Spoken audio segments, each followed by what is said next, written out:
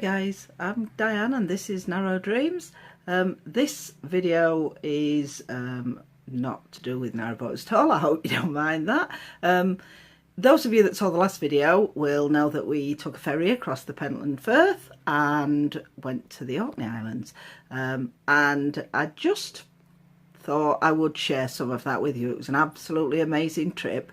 Any of you that are interested in wildlife or absolutely stunning scenery or the most amazing archaeological remains I've ever seen, I hope you'll stick with it because there's a lot of that, and it would be great if you've ever been to the Orkneys. You could post in the comments about what your favourite bit was, or if you haven't, just tell me about your favourite holiday destination and what it was that made it so special.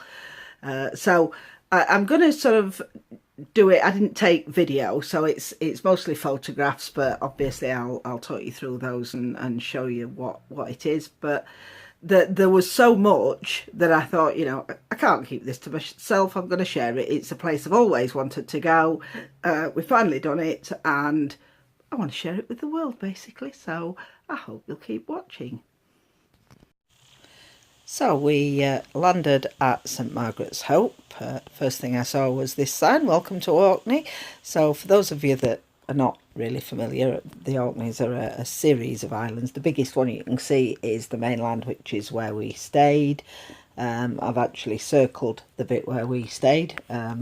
It's called Bersay, and it is thought to be the ancient Norse capital of the Orkneys. It isn't any longer, but one of the things that was just round the corner from the cottage where we stayed is Earl Robert's Palace in Bersay. It was built in the 1500s. Still quite a lot of it standing. It's literally just at the side of a very minor B road. There's fencing around it and a gate up, but it's open. You can just go in at any time of day or night, completely free, and you can sort of look around all the remains. So it's a really interesting place. It's quite large, and as I say, completely free to go in. So we enjoyed looking around that. There's lots of plaques telling you the history of it and things, and how it was abandoned in the 1800s. Just over the road from there is St Magnus Church, Bersay, and it was open.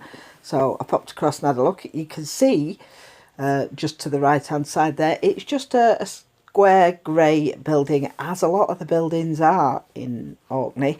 You can see it's decorated up inside, but this stands on the site of a much older church. It's supposed to be a very grand cathedral, it was called, 900 years ago, but it's a very small, simple church now.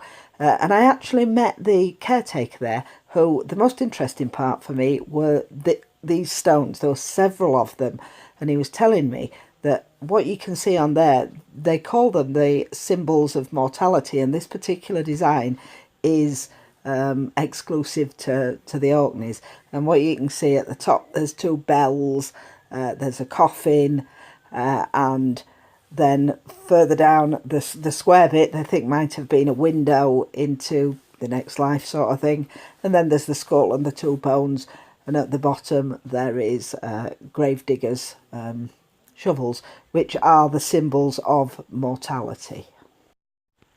So also at Bersay is a small island just off the coast. It's only accessible at low tide, so you can see here the line that you can see is the line of the causeway, but the tide's not quite gone out yet. When it has, this is the causeway that you can see, and you can walk over that. You get about 3 or 4 hours a day where it's accessible. There's an information plaque telling you all about the remains, and there's sort of 3 main bits of it really. There is a Pictish symbol stone, which has now been removed to Edinburgh Museum, but there's a modern cast of it, so you can see what the symbols were. It's not very clear on this, but when you're there it is quite clear. And then the next stage was Viking remains. So they think it was Thorfinn's home. He was a very powerful ruler in at the time. As I said earlier, they think that Bursey would have been the capital of the sort of Norse Orkney. Whether they wiped the Picts out or whatever, nobody knows, or whether they just sort of lived peacefully with them. But these are the remains of the houses. There is still quite a lot to see, so it's really interesting. And then that was from 900 to 1100, they think, and then probably about 1100 they built a church, and there are still some remains of the church sort of laying alongside the Viking houses. It's taller. There's more left of it. You can see there must have been a rounded sort of end or a tower or whatever, and it's, you know, there is quite a bit to see, so it's really interesting, but you just have to time it right with the tide to be able to see that. Lots of people go to the Orkneys for the wildlife, and you can see why there's loads of it. There are several species of sea duck. These are one, the last one was another. I don't know what the types are, I'm not up on sea duck, so if you know, you can drop me a comment and let me know what they are. Another thing I didn't know, I didn't realise that herons were not just freshwater birds. I didn't realise you got herons at the sea, but we saw absolutely loads. They were on the beach every morning, and, you know, everywhere we went. There were also lots of cormorants. I was quite surprised when we started actually looking at marinas and canals and things that you got cormorants there. I thought they were only seabirds. So, you know, as well as learning about narrowboats, I'm learning quite a lot about birds as well. These were a bit of a surprise. We thought they were magpies at first. Apparently no, they are hooded crows, and they sort of appear in Scotland and on the Orkneys. In the last video you probably saw some of the seals. They were also on the beach every morning when we went out, and in the evening, so that was lovely to see. Bursey, where we were, is the third largest town. There's nothing there, but that's what they call it. The one you're looking at now is Stromness, which is the second largest town on Orkney. Very, very narrow streets. These accommodate two-way traffic, believe it or not. We didn't believe it, but we experienced it, so we know that was true. There's only 2,200 people live in Stromness. You're now looking at the harbour area. There's a little marina, and there's also some of the inter-island ferries go from Stromness as well. So it's quite a busy little port area, boating wise. And the biggest town on the Orkneys is Kirkwall, which is what you're looking at now. That's got 9,000 inhabitants, so that's as big as it gets on the Orkneys. And again, you know, everywhere's by the sea because they're only small islands. So again, we're looking at the port area, lots of fishing boats, not so many cruisers and things here. There was at Stromness, and also the ferry you can see there is one of the inter-island ferries. Kirkwall's quite famous for its cathedral, which is built in red sandstone.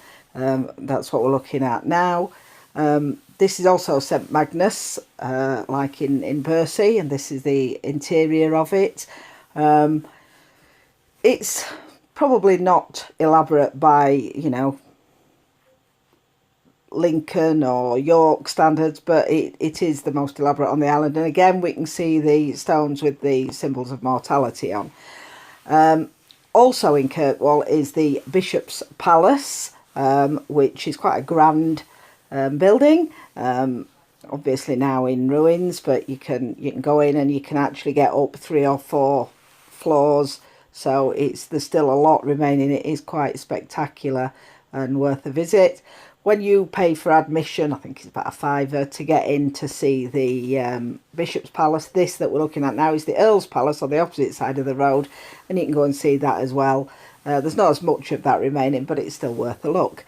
This is a very interesting little place. This is called the Italian Chapel. It's on a little island of its own that's sort of on the Scapa Flow, and this is the interior. It was built in the Second World War by Italian prisoners of war, and when you can see the back of it, you can see it's just like a hut that they've put a front on.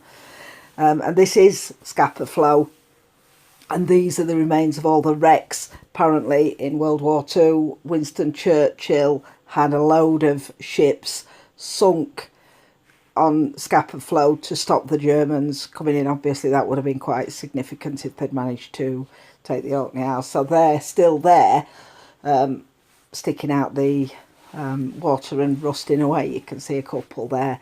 And there's sort of two big bridges and they're on both. This here is a fisherman's hut. Very interesting. It's really old, but if you look at these dents in the grass, they used to pull their boats up, the fishermen, right up this big hill when it was stormy weather to keep their boats safe in these little things. And that's a whalebone. It's quite a famous site in Orkney, right on the top of the cliffs near there.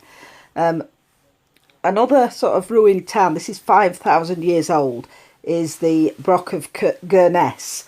There's several stages of building, but the oldest they think is at least 5,000 years old. Quite a lot of this remaining. I didn't know about this until we went, but really pleased we found it. It's just fantastic.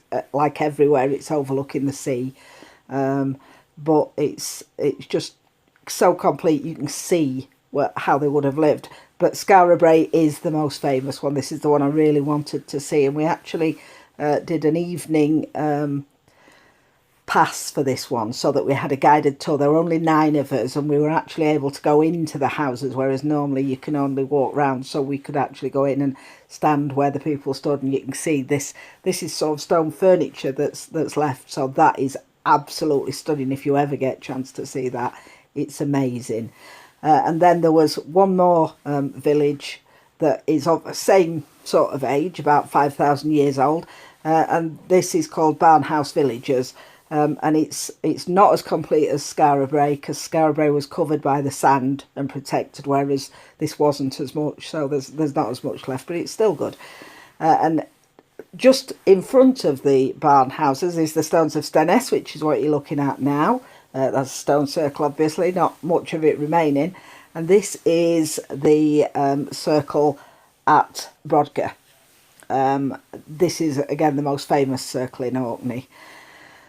There are cairns and burial chambers scattered everywhere. Minehow was one. It's actually closed off. We had to trespass a little bit to get into this one. But my husband went down, I didn't, but you can see him going down into the thing. And this is the steps as you come back out of it.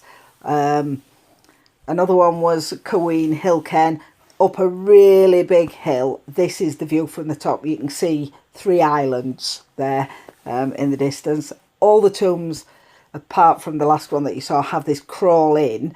This is an open chamber, and it's got little slots in the walls, you can see, to put things in. Another one was Unston Cairn. I did actually crawl into this one, but again, it was a crawling on your hands and knees job when you go in through there. This is the passageway. You have to crawl in on your hands and knees. About 8 foot, something like that. Once you get in, it all opens out and you can stand up. And again, there's the little recesses. The most famous one, though, is Maze Howe.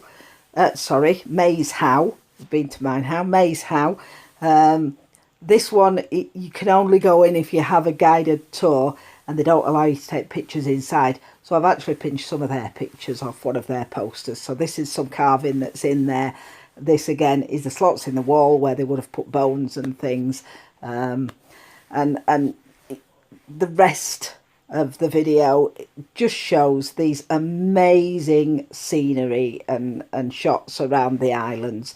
So if you ever get a chance to go, I would thoroughly recommend it. It's an experience that I wouldn't have missed for anything.